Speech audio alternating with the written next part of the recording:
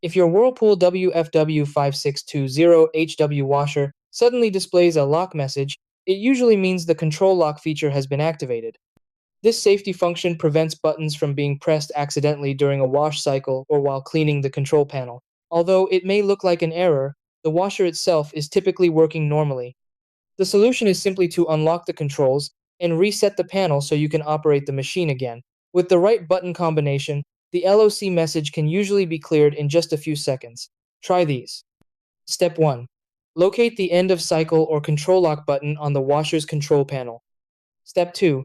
Press and hold the button for about 3 seconds until you hear a beep or see the LOC message disappear. Step 3.